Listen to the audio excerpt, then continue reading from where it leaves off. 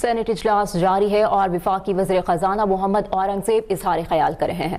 میں بالخصوص سینٹ کی قائمہ کمیٹی برائے خزانہ اور محصولات کا شکر گزار ہوں، خاص طور پر سینیٹر سلیم آندیوالا صاحب اور ان کے رفقا جناب فاروق حامد نائک صاحب، شہری رحمان صاحبہ، محسن عزیز صاحب، سید شبلی فراز صاحب leader of the opposition, Anusha Rehman صاحبہ، شاہزیب درانی صاحب، فیصل ووڈا صاحب، احمد خان صاحب، منظور احمد صاحب، فیصل علی سبزواری صاحب اور محمد عبد القادر صاحب کا خاص طور پہ میں شکریہ ادا کرنا چاہتا ہوں۔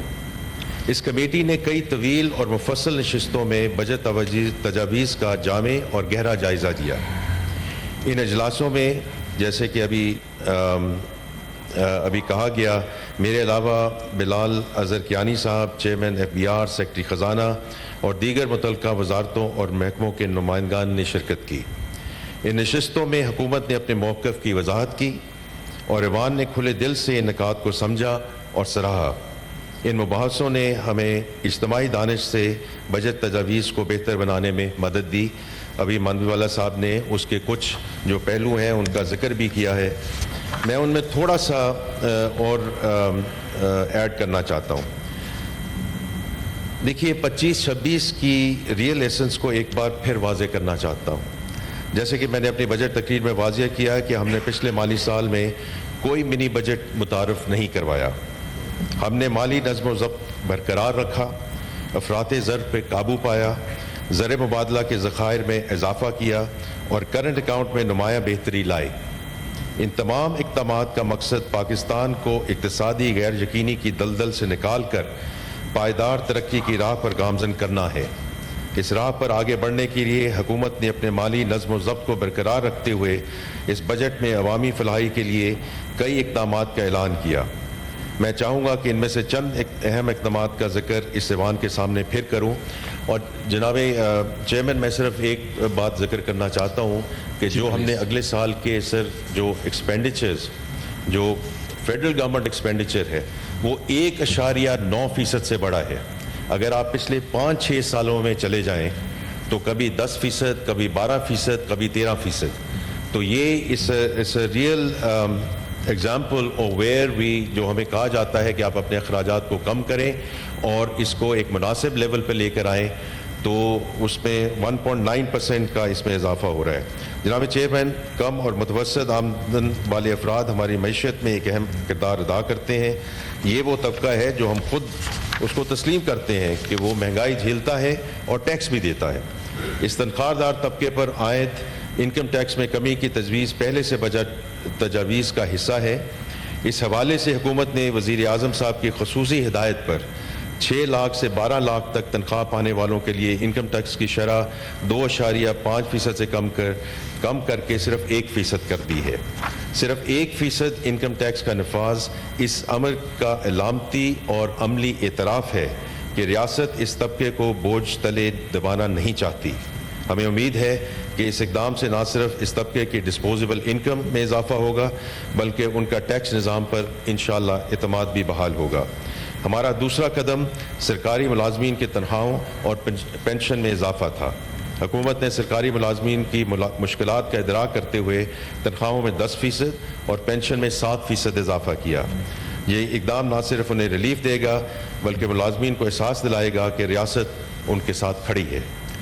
جناب چیئرمین، برآمد شدہ سولر پینلز کے پرزہ پر 18% سیلز ٹیکس عائد کرنے کا ابتدائی فیصلہ مقامی صنعت کو تحفظ فراہم کرنے اور ایک مساوی اور مسابقتی ماحول مہیا کرنے کے لیے کیا گیا تھا تاکہ پاکستان میں سولر ٹیکنالوجی کی تیاری اور سرمایہ کاری کو فروغ ملے، تاکہ یہاں جو انڈیجنس پروڈکشن ہے وہ شروع ہو۔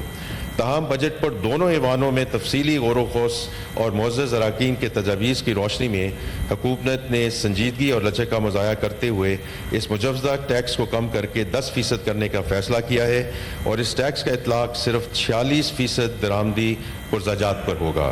اس طرح امپورٹڈ سولر پینلز کی قیمت میں صرف 4.6% اضافہ ہوگا۔ یہ اقدام اس امر کا غماز ہے کہ حکومت نہ صرف صنعتوں کو فروغ دینا چاہتی ہے بلکہ صاف اور قابل تجدید توانائی کی منتقلی کے ویژن پر بھی ثابت قدمی سے عمل پیرا ہے۔ تاکہ پاکستان ایک پائیدار، خود کفیل اور ماحول دوست معیشت کی جانب گامزن ہو سکے۔ جناب اسپیکر، ہمیں درآمدی سولر پینلز پر مجوزہ 10% GST کے نفاذ سے قبل ہی بعض عناصر کی جانب سے ناجائز منافع خوری اور ذخیرہ اندوزی کی اطلاعات ملی ہیں۔ مذکورہ تجویز کے عملی نفاذ سے قبل ہی ان موقع پرست عناصر کی جانب سے قیمتوں میں خود ساختہ اضافہ کرنا قابل مذمت ہے۔ میں ان عناصر کو سختی سے وارن کرتا ہوں کہ حکومت عوامی مفاد کے لیے ہر ممکن اقدام کرے گی، کسی کو بھی عوامی استحصال کی اجازت نہیں دی جائے گی اور ان عناصر کے خلاف قانون کے مطابق سخت ترین کارروائی عمل میں لائی جائے گی۔ اور چونکہ لا منسٹر صاحب یہاں موجود ہیں، میں ان سے درخواست کر رہا ہوں کہ صوبائی حکومتوں کے ساتھ مل کر اس کو we bring it these culprits to the justice. تو اس میں لا منسٹر صاحب آپ کی جو ہے وہ بہت ہمیں ضرورت ہے کہ جب ابھی جولائی 1 سے یہ چیزوں کا اطلاق ہونا ہے، اس سے پہلے آپ یہ جو آربٹراج آپ نے شروع کر دیا ہے تو ہم اس کے خلاف بھرپور ایکشن لیں گے۔ جناب چیئرمین، حکومت کے بجٹ 25-26 میں شامل کردہ ریلیف اور سماجی تحفظ کے اقدامات محض وقتی ریلیف نہیں بلکہ ریاست کی اپنی ذمہ داریوں کے اعتراف اور ان کے ادراک کا عملی مظہر ہے۔ ان اقدامات میں اہم بے نظیر انکم سپورٹ پروگرام کا بجٹ 592 ارب روپے سے بڑھا کر 716 ارب روپے کرنا ہے۔ BISP کے تحت مالی معاونت کا دائرہ وسیع کرنا حکومت کے اس عزم کا عکاس ہے کہ وہ سب سے کمزور طبقات بالخصوص بیواؤں، یتیم، بزرگ شہریوں اور خصوصی افراد کو معاشی تحفظ فراہم کرے۔ اس اقدام سے تقریباً 1 کروڑ خاندانوں کو نہ صرف مالی مدد حاصل ہوگی بلکہ ان کی زندگیوں میں دیر پا استحکام آئے گا۔ اسی سلسلے میں جناب چیئرمین، آج شام کو پریزیڈنٹ ہاؤس میں ایک تقریب بھی ہے جس میں ہنرمندی کی طرف، اسی پروگرام کی طرف اس کو آگے لے کے جایا جا رہا ہے، جو میرے خیال میں بہت ایک احسن قدم ہے ان ٹرمز آف انشاءاللہ کیپیسٹی بلڈنگ۔ جناب چیئرمین، بجٹ میں بہتر انفورسمنٹ اور فراڈ کیسز کے معاملوں میں FBI کے اختیارات کے حوالے سے وزیر اعظم صاحب کی خصوصی ہدایت پر مجوزہ قانون میں مزید سیف گارڈز شامل کیے گئے ہیں تاکہ اختیارات کے ناجائز استعمال کا احتمال نہ رہے۔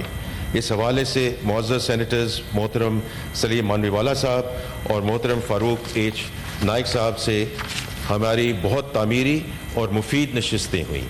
حکومت نے ان امور پر ان کے ساتھ کھلے دل اور دماغ کے ساتھ بات چیت کی اور ان کی رائے کا احترام کرتے ہوئے اور وزیر اعظم صاحب کی ہدایت کی روشنی میں بعض نکات کو مزید واضح اور بہتر کیا ہے۔ اس حوالے سے تفصیلات میں اپنی قومی اسمبلی کی وائنڈ اپ اسپیچ میں انشاءاللہ سوموار کو پیش کروں گا۔ جناب چیئرمین، میں ایک مرتبہ پھر سینٹ کی قائمہ کمیٹی برائے خزانہ اور محصولات کے تمام اراکین بالخصوص جناب سلیم مانوی والا صاحب کا انتہائی مشکور ہوں۔ اس کمیٹی